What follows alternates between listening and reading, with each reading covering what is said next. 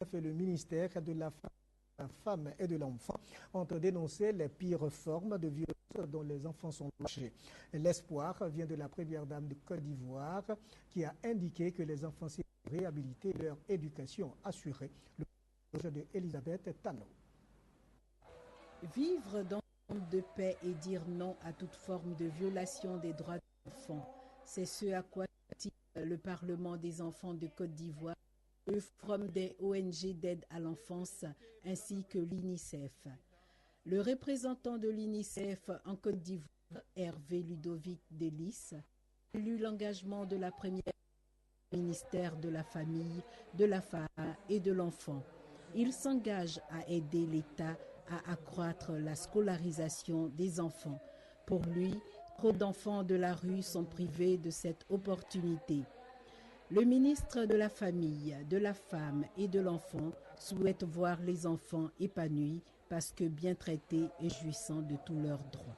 C'est la première chose que je mets sur mon mandat, le droit des enfants. Faire en sorte que tous les instruments nationaux et internationaux en faveur des droits des enfants soient ratifiés.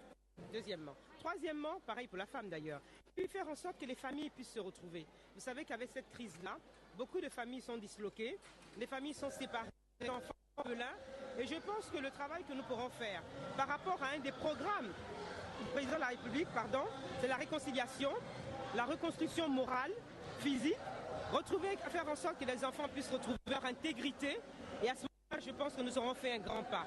L'épouse du chef de l'État ivoirien, soucieuse du bien-être des enfants, rappelle qu'elle veillera à ce que l'enfant ne soit plus bafoué. Je voulais parler des enfants, des chers enfants qui sont dans les rues depuis de nombreuses années. Vous le savez, je crois.